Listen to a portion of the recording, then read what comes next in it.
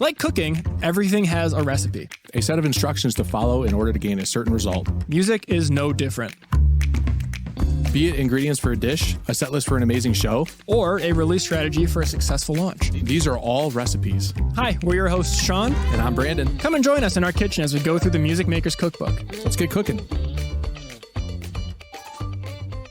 Welcome to the Music Makers Cookbook, the podcast where we are committed to helping consistent and dedicated artists like yourself make it in the music business. I'm Sean. I'm Brandon. And we switched it up a little bit today because we're all about commitment this episode. That's right, we are. We've been consistent up to this point with this series and the podcast. Now it's time to watch it all pay off. For 4 to 3 episodes straight, every Tuesday we release an episode on Spotify. And for 42 weeks straight, we upload it consistently on Tuesday on YouTube and once on Wednesday. Don't talk about it. That happened to be today, actually. I said don't talk about it. Come on, man. But no, today's episode is going to be a good one. We're going to be wrapping up this whole series on influence based off the book Influence by Robert Cialdini. Highly recommend reading the book. It's a really dense book. Or just go back and listen to our synopsis on all the stuff. So we're going to basically cover the last section of it and kind of roll through everything we talked about beforehand, just give you a brief overview and say goodbye to this topic. We may revisit it a couple of years from now. Yeah, dive absolutely. deeper into certain aspects of it. And But most likely bring it up in future episodes. You know, we'll try to point back to it maybe as much as we can and highlight the importance of what we've talked about here, because it's used everywhere, you know, that we've discussed and used everywhere within the music industry and I mean everyday life. So it's important stuff. It's definitely important stuff. But we're just nerds. Oh, yeah. So we like this kind of stuff. We like the theory. We like breaking it down. We're nerdy. it was a fun book to go back and listen to again for me and listen to you for the first time. Yeah. And we had to remain consistent and commit to the book because that thing was like 20 hours long, dude. Oh my God, yeah. 20 hours. If we didn't publicly say to all you guys that we were going to have an episode each week about this book in a series and we didn't commit publicly to each other, hold each other accountable, that, hey, we got to have stuff prepared so we can both talk about it and not just have a one-sided conversation, I like that. we wouldn't do it. We also wrote it down. We did write it down. That was very big in our commitment to the consistency. And now we got to figure out what we're going to do after this. I feel like we're just like beating around the bush right now. Yeah, we're just beating around the bush right now. But I think it's important to demonstrate like what we've done, I think, with this, and we can frame it in the context of the book, right? Yeah. Because we did need to be consistent with this. We did need to commit to this, and the ways that we were public about it. We wrote it down. And I mean, let's just get right into it. Let's talk about the theory. So Theory of commitment. Theory of commitment and consistency. It's when you like it and you put a ring on it. Wow. That's the theory of commitment. That's good. Some Beyonce on this episode. That's great.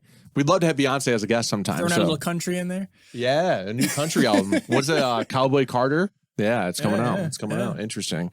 I look forward to hearing this podcast episode. It is. We so just is the actual date. Anyway, that is true. Commitment, consistency, unity, all of that. Putting it out there. What is this philosophy, Brandon? You've done such a good job this whole franchise of laying down the philosophy. Well, this is where I drop the ball. Keep the ball rolling. This is the last day. This is where I drop the ball, No, man. it's not. You're super consistent and great at that. Wow, thank you very much. I set that expectation. Now you got to uphold it. Thank you very much.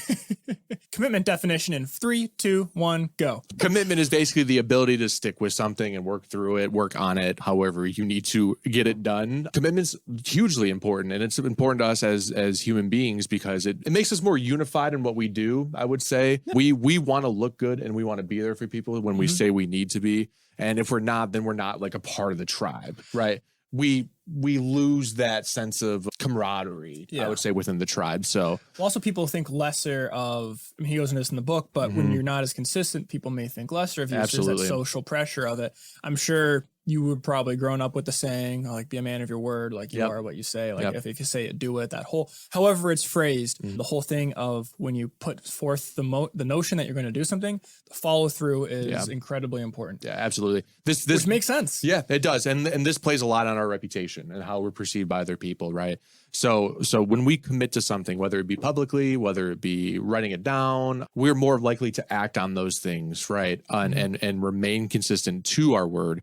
I'm trying not to use these words interchangeably because they both mean something different. We're also talking about consistency too. Yeah. And consistency is just doing it over a long period of time and staying committed to something, right? Yeah. So you can be consistent with your commitments where if you make a commitment, you will be consistently follow through on it. Yeah. But being committed is like a gateway to consistency. Yeah. And then it's also almost the other way around too. You really need both. They work in tandem here. Kind of disagree, because that's when you get into like the, not dive deep into it, but like the whole like pathological liars and all that, like people who make commitments all the time. Sure. Or like in the book, but then they're consistently bad. So like that's true. You know, there's the other side of that too, right? That's so then that plays on their reputation, establishes kind of like a negative feedback loop. But the drive to remain consistent and commit to things is massively important to our psyche as human beings. I'm sure everybody has felt that at some point in time, whether you wanted to commit to going to a family reunion or not, you still went most likely because you said you were going to be there, right? Yes. Now, like I said, I think this is like our generation is a little bit different because I've seen a little bit more flakiness, I think, with our generation. I mean, that's a very big blanket statement, but something about technology, I think, made commitments become a little bit more fragile, if that makes sense. The ability to text somebody and say, oh, I'm not going to be able to make it anymore, has opened up a new door to commitment issues, I would say. Well, we don't want to philosophize on this too much, because this is all about how it impacts individual artists. But, you know, people will say they'll do something and then you'll get text like, hey, I can't make it to the show last minute. And the bass player drops out and you're like, shit, we got to find someone to replace it. Exactly. Things like that. So it could be the fact that because in the book, he brings up how if you want to utilize the power of like publicizing your commitment, so that way you have that internal social pressure to act upon it, you can post on social media. Well, people who were raised with social media, whereas him, you know, he's an old generation, the guy who made it. So absolutely. It's viewed as a public statement. People who are raised in it are like, there's so much anonymity online. Yeah, exactly. Who really cares exactly whether it happened or not? You just put it out there. Yep. So there's a little bit of that different understanding of it because the internet's its own thing versus combining it with how you were raised before the internet. Exactly. I think like to kind of like get to like where I was maybe kind of heading with that statement is that we have the ability at our fingertips to say that we're not, or that we've committed to something, but we're backing out of it, right? Super easily, instead of actually calling the person or telling the person face to face, where our reputations might take a bigger hit, right? Because we see the instant reaction. We get the instant feedback from that person where we're like, we're not doing this anymore, right? So it's a little bit interesting, I would say. I agree. We're kind of getting ahead of ourselves here. Let's take a quick step back and say that the philosophy that Risley talked about in this chapter is the idea that when most people, when they say they're going to do something and it's publicized, they say it to other people, they are more likely to follow through on it and justify why it is the right decision. They'll put more reasons underneath it to support their decision. He goes on later on to say, even if the main initial reason fades away, that's like lowballing. We'll tackle that, how people can use it against you, to be aware of it. But the psychology is, once you say you'll do something, or once you make the commitment to start a process, you're going to want to see it through. We don't want to be viewed by others as non-committal, non-consistent, because then it's less likely for people to want to work with us. If you don't show up to your gigs on time, people are going to stop having you open for them at the show because you're going to make it worse for everybody. If you don't promote shows when you say you will, and you don't like put forth effort to get like bring the other band up and bring the show up as a whole, then people are going to once again stop having you on the ticket, or they're going to stop featuring you, or all that kind of stuff. You don't show up to interviews for radio or things like that. Things are going to stop writing you for interviews. It's all about, if we want to be consistent, because as a survival thing, we want other people to rely on us when we ask for them. They are more like, they want to do it as well. Like it's a kind of give and take sort of deal. And consistency also, like consistency allows us to make easier decisions. So we get back to that like click run response, right?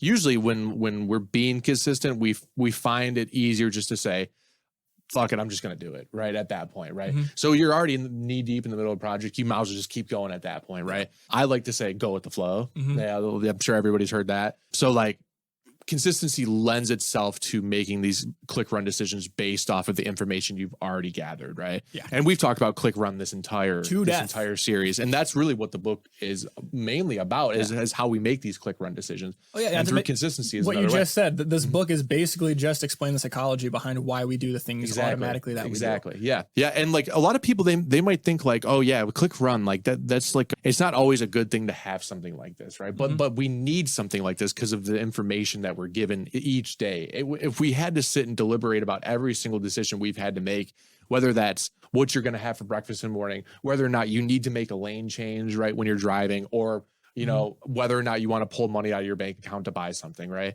like you need these cues to line you up with some sort of set guidelines, which we have explained over this course of period of time, and commitment consistency is just another way to kind of get there. So is unity. And we'll touch on unity at the end. Very broad kind of chapter, I would say, and like pretty self-explanatory, but we will touch on unity too. Just want to say that before we moved on. Yeah. Speaking of moving on, I want to dive on into more so about the whole, when you make commitments, personal commitments that you follow through with, why we want to follow through with it, or why we want to complete these actions, even if in the past maybe we didn't necessarily want to, why it matters more to us. And part of it is because of the philosophy of increasing or changing how you view yourself. Yeah. There's a book I read, something about like the brain addiction or whatever. I forget what it was called, but it was all about the psychology behind addictions. And I think it's like the brain game or something. Anyways, it was all about the psychology behind addictions, and how you view yourself really affects what you are going to do moving forward. And this is also a hugely common thing in most self-help books and seminars and whatnot, is if you view yourself, the whole mindset of if you view yourself as worthy of it, you're more likely to go out and achieve it and do it and all that. And commitments can lead you to think of yourself differently. One of the big examples of the other book that I read was, if, let's say, you're smoking and you're trying to quit smoking, instead of saying, I'm trying to quit smoking, or someone offers you a cigarette saying, no, thanks, I'm trying to quit. Yeah. What you are not doing subconsciously is you are saying that I am a smoker who is trying to quit. You're not saying no because you don't want it. You're saying because no, I'm trying to not do it. You don't identify as a non-smoker. Exactly. Yeah. But if you therefore say, no, thank you, I don't smoke. Right. Now Then you you're are a identifying as a non-smoker. Self-fulfilling prophecy. Yeah. And the same thing can be used in music.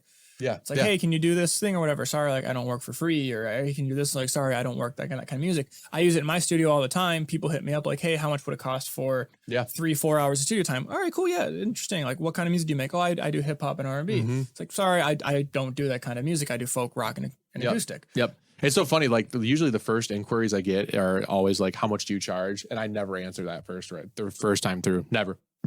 I need to learn more. You know, I need to know more about the commitment I'm about to give, right? And I mean, so like kind of piggybacking off of what you said, like what are some ways that we can make effective commitments with what we do, right? And this kind of goes back to a little bit of the theory stuff, is you have to start small with these commitments. Yeah, it's like so losing weight's a very common example, I would say, for this. If you want to lose 75 pounds, maybe it's better to start with a commitment to lose 10 pounds and then build your way up from there, right? So you prove to yourself that you can do it, right? What Sean was already saying, you're fulfilling a self-prophecy, like, hey, I'm losing weight, right?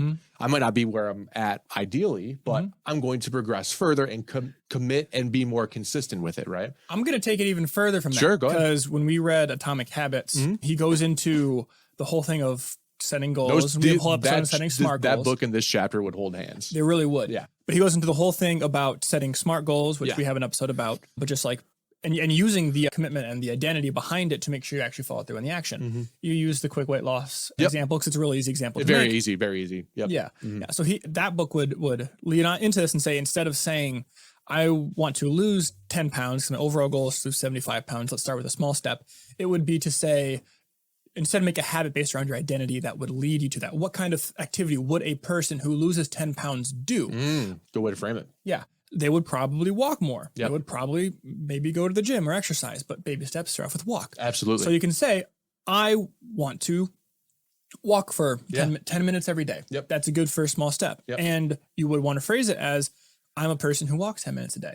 I walk outside. Yep. I move my body. Now that's an attachment that you're making, and it's a small attachment that you can then grow on, from I walk 10 minutes a day to I like going on, long walks, or I'm the kind of person who jogs outside, or I'm the kind of person that goes to the gym 5 days a week. And it builds from there. Absolutely. But it's more, instead of setting better goals, or would be to align it to your personality. So for music, instead of being like, I want to release an album this year, you can be like, hey, I want to be the kind of person who's prolific with my music. Yeah. So I want to be writing music for at least 30 minutes a day. Yeah. Or I want to get better at my guitar. So I want to be able to, play the song by the end of the year. That's a really good, goal to achieve. Absolutely. But you can be like, hey, I'm the kind of guy that practices my scales 2 times a week or 5 times a week or whatever. Yeah. However you want to do it, like make it on yourself, your personality, make it so it stands for you and commit to those actions to use it for your benefit. Yep. This is, and you can apply this all over the place.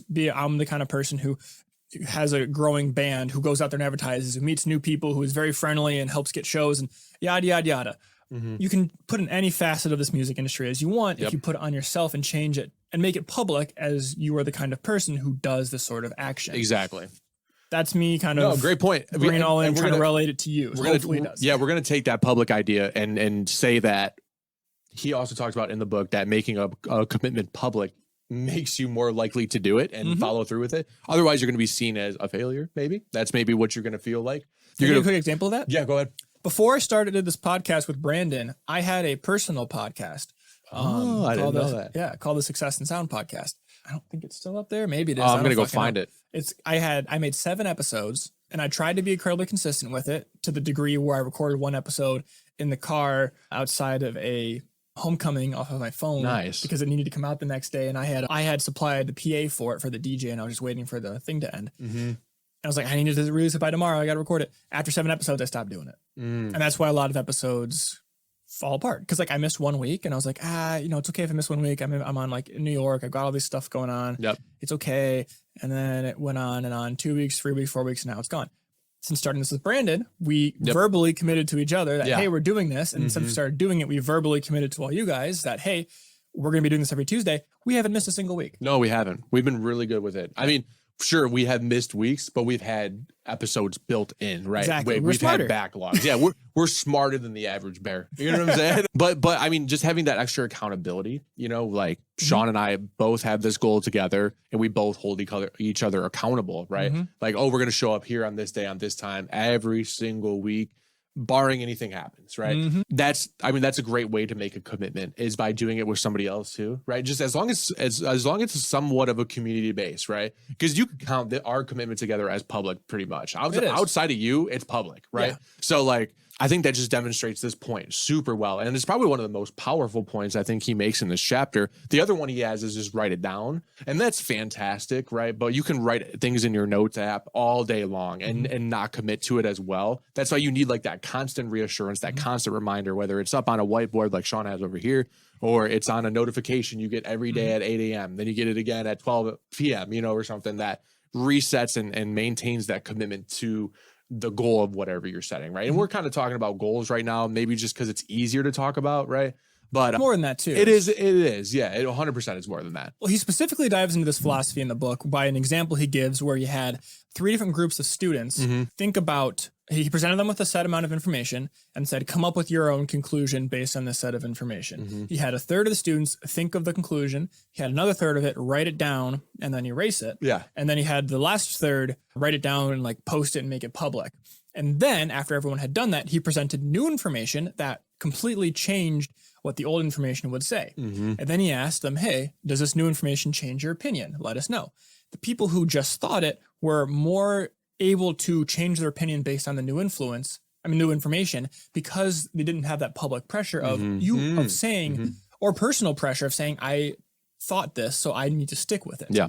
It's kind of like the whole thing of, so I need to stick with it. Yeah. And then the people who wrote it down and erased it, they were more likely to change, but more of them, percentage-wise, stuck with their original idea because they had put it down on paper in writing, and that act of putting the body behind it solidified that this is kind of how I feel. Like there's a self-commitment to that. Sure. The people who publicized their opinions were very unlikely to change their opinion because other people knew what their thoughts were previously. So this can be positive or benefit or negative.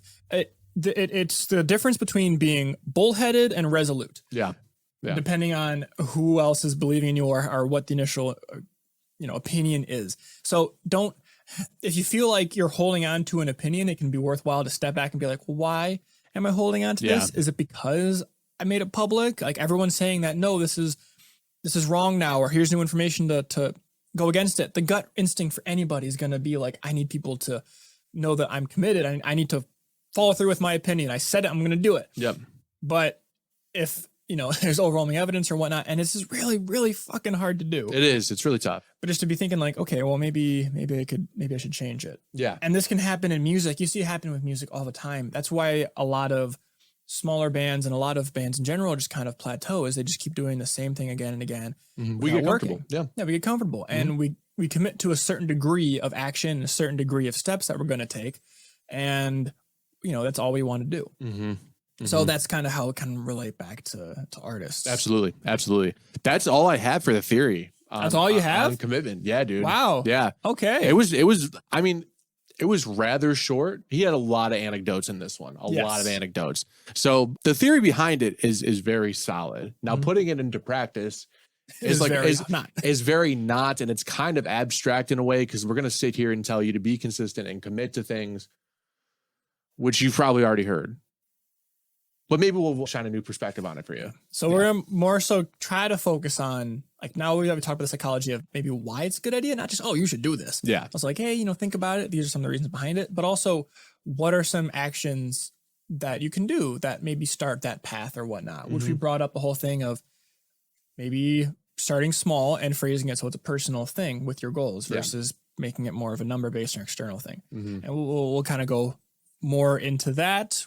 But do you want to talk about Unity first and kind of all tie it together at the end? Yeah, we might as well just talk about Unity now. Let's do it. Yeah. So Unity is a game engine. It is actually really freaking cool. Yeah, it is. Fmod. Have you ever fucked around with Fmod? Dude, Fmod is a spatial audio software that interfaces with Unity and Unreal. Nice. And it's super fucking cool. You can do so many cool things with it. That sounds fucking awesome. Yeah, that's what Unity is. It's probably right? super complicated.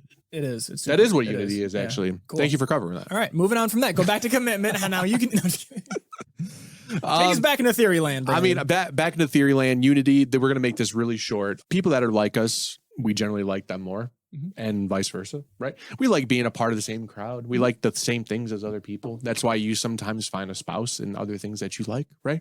Or you find best friends with things that you like. Yeah. Now this.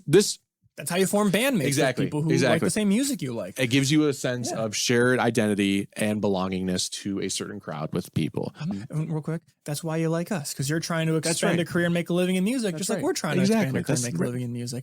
You're cool because you're like us. Wow. That's awesome.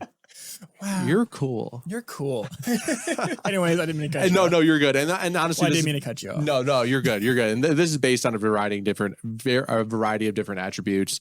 This can be between, like your historical background, you grew up in some kind of household, or it can be educationally, right? You all go to the same school, or your alma mater is the same school. This could be a Facebook group.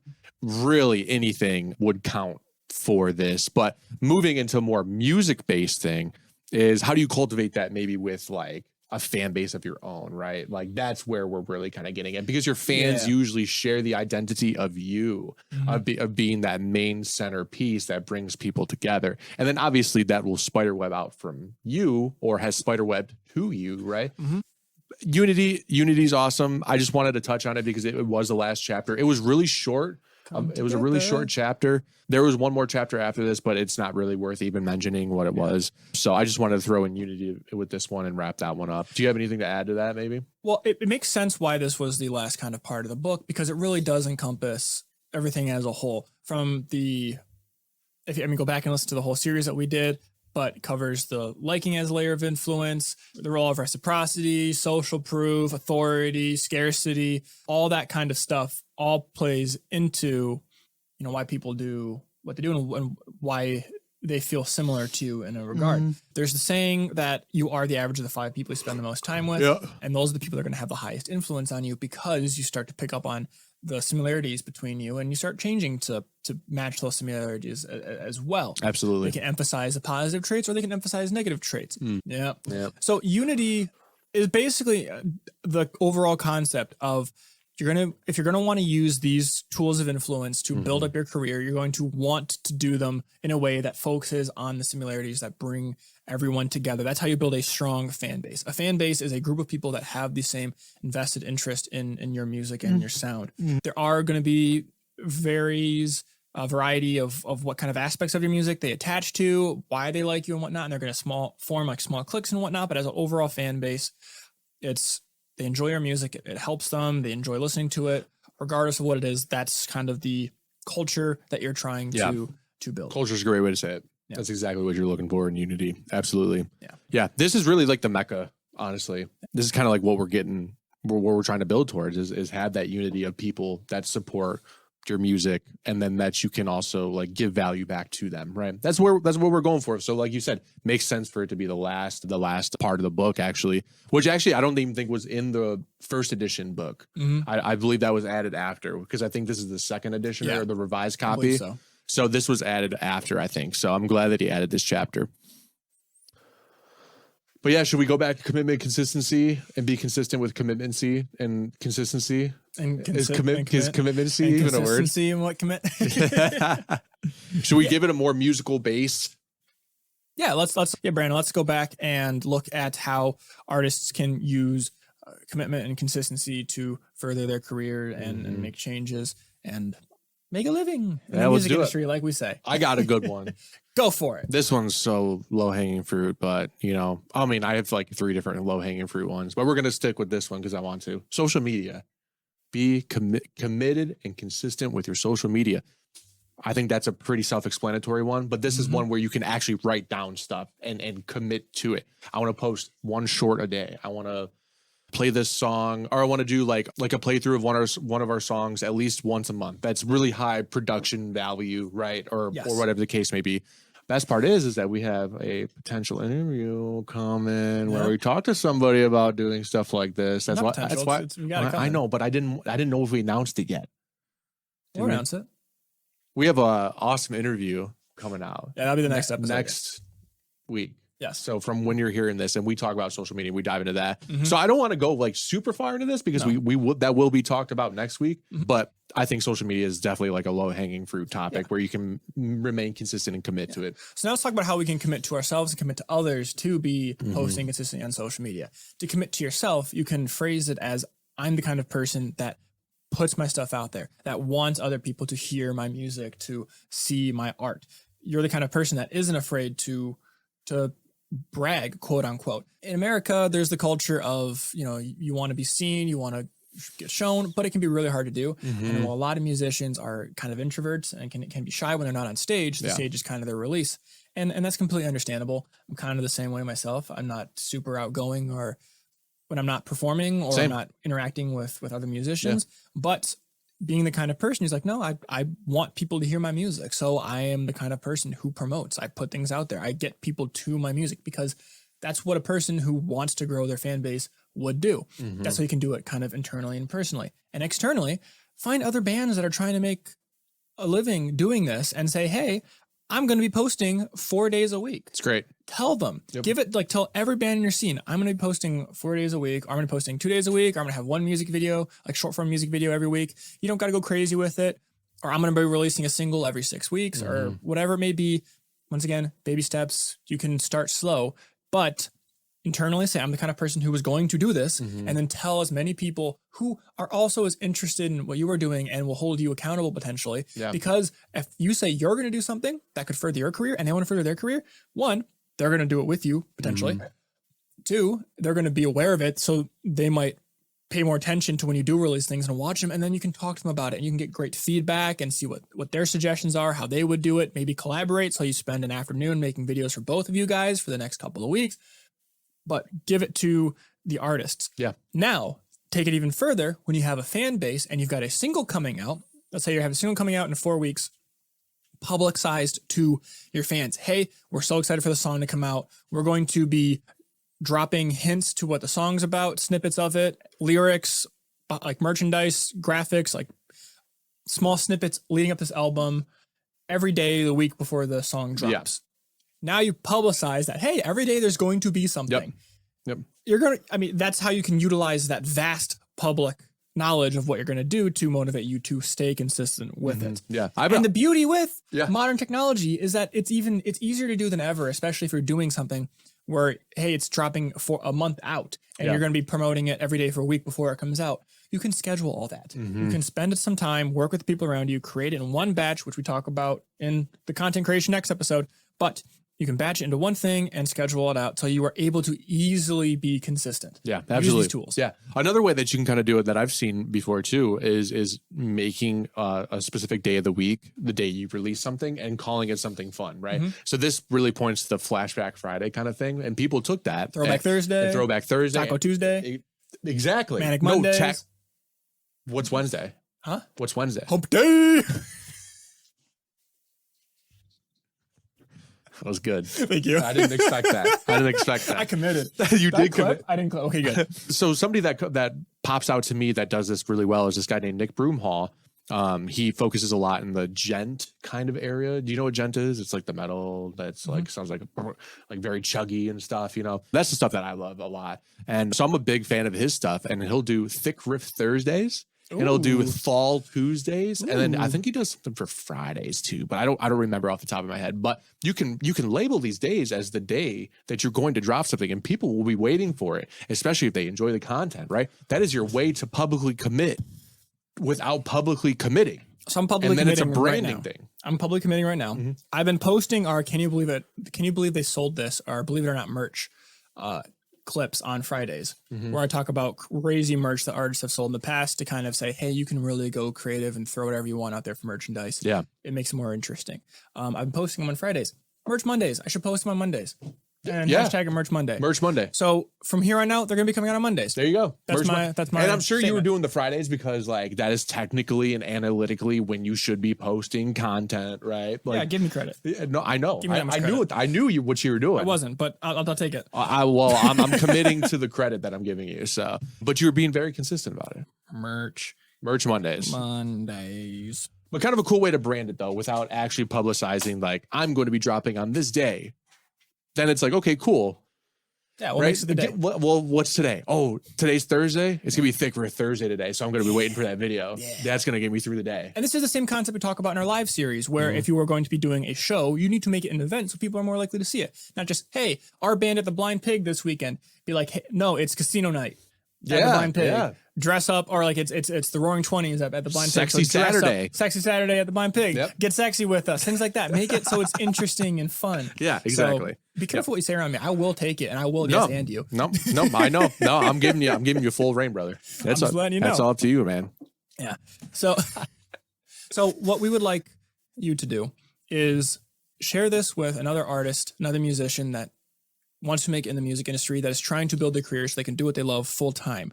Share it to them, have them listen to this whole influence series along with you or on their own and talk about it, and commit to them on pick one episode that you both think will be influential in the next step in your career, and commit to each other that I'm going to be taking steps to do this. I'm the kind of person who will grow my career, that will take these steps, that will grow and actually be able to do this for a living, not just as a hobby, because that's the goal of all this. That's the ingredients and the recipes that we're showcasing that we really want you to cook with and make something that tastes delicious.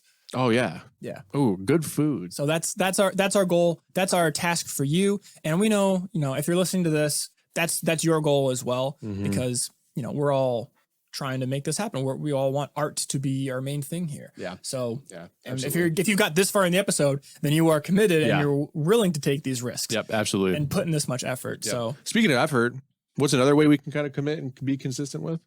Maybe band practice. Like practice your instrument. I think that one's self-explanatory, but if you've already been doing this, you're already using these techniques pretty much effectively at this point, right? So just take what you've been doing with practicing guitar, bass, drums, whatever, and start applying it to a more businessy maybe side of things and more abstract kind of side of things. Like it does become a little like the bass and everything is tangible. Like you can see yourself get better and you know when you're getting better. But committing to like social media, right? And you can rely on the vanity metrics like we talk about, but some of these other things are really hard to measure, right? Yeah. So remain consistent, or take those techniques and just apply them in other situations. And obviously those will vary with what you have to do, right? So you have to make them work, but go ahead. I'm really glad you said that, because as you mentioned that, this is nothing that we're unfamiliar with.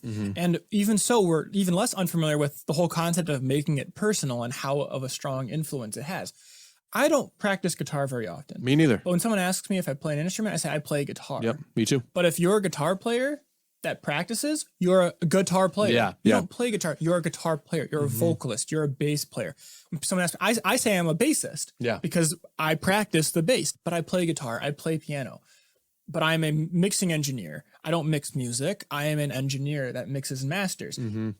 If you're in the music industry and you're a performer, you do this subconscious, like you're already doing this. You're already identifying yourself to the instrument, to the whole example of it. You are a independent artist. You're not someone who makes music. You are an independent artist.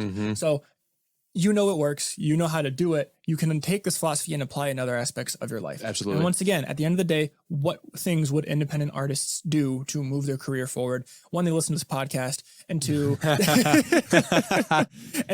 they would, take the next steps necessary, and that's what you need to do next moving forward. Totally agree. Yeah. Totally agree. Trying to think of another one. Do you have another one? There's plenty more things we can probably talk about, plenty more examples we need to do here, but at the end of the day, I think it's time for us to kind of wrap up this, put a stamp on a little bow on it. A little bow on this influence series. Yeah. We'll dive into more of these potential topics in the future episodes, so stick around. We release them every Tuesday, so make sure you're here. Did you know? If I told you the story behind the "Be There, Be Square"? No, I'm saying and why it's a thing. It's not like calling somebody a square or anything. It's like be here or be square, because if you're not here, you're not around.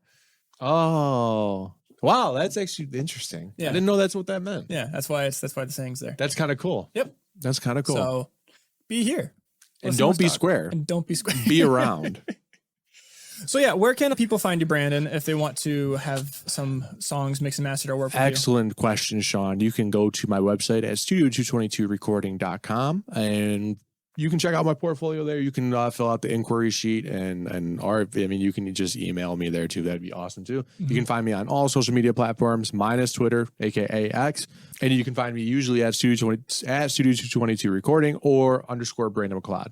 Either way, if you reach out to me, I'll try to get back to you as soon as possible. We'll start talking about some music and see what we can do. What about you, Sean? Where can we find you? So if you want any help with mixing and mastering, I do remote work through my website, swsrecordings.com. I also do one-on-one artist development coaching, kind of basically what we do here on this podcast, but more personalized, and build a path forward for you and a battle plan of what needs to be done next in order to build success in the career. If you're local, once again, hit up the website. Hit me up, do a studio tour and whatnot. Aside from that, if you want to find me on any social media platforms, it's also just at SWS Recordings. And on top of that, I am releasing a single on March 21st this year. I'm bringing back my artist platform, Painfully Glad, where I'm going to be taking time to implement and test all these things that we talk about. So you can follow that to kind of get... It's not more so for me to do as an artist, but more as a place to look as a template of, okay, he did this, why did he do that? And put the teachings of Music Makers Cookbook in action. So you can check that out. It's Painfully Glad everywhere. The song comes out March 21st. So a week or two after this episode comes out, but that's going to be fun. It's a public commitment right there. It is right there, which means I got to actually follow through on it. That's right. That's right. But that's okay because you're more likely to do it now. Exactly. I mean, he was going to do it regardless. I mean, I'm not going to sit here and bullshit you. More likely. But now he's more likely. So that 99% is now 99.9. And let's say you're like, I don't want to talk to just Brandon. I don't want to talk to just Sean. I want to talk to both of you. I want to find out Music Makers Cookbook, more information about that. Yeah. You can contact us at podcast@musicmakerscookbook.com if you want to give us an email with anyone who you think would be a good potential guest on the podcast, or topics you want us to cover in the future, or any questions you may have. We'll try to get back to you as soon as we can. Absolutely.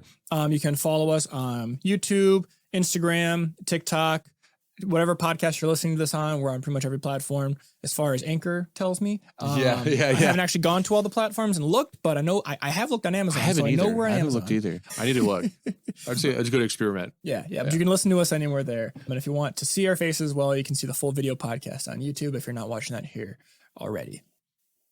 That being said, that was great, dude. Thank you for coming in and listening to us, and thank you for being a part of this whole series. It's been really fun to kind of dive into this book and talk about it. It's been great. I'm excited to finish the series, and I'm excited to talk about other stuff. Like, not that I didn't enjoy talking about this, but man, this book just gets you all amped up. Oh yeah, it's so much thinking. As you mentioned, we're nerds, so we want to talk about it. We love the theory behind it, right? Like, we just crave that. So if you're not a theory guy, we hope that our examples have at least provided something, and you can put it into practice yourself. Yeah, hopefully these are some ingredients that you can use to cook up success on your own. Absolutely. With all that being said, thank you for joining us in the kitchen, from our kitchen to yours. Bon appetit.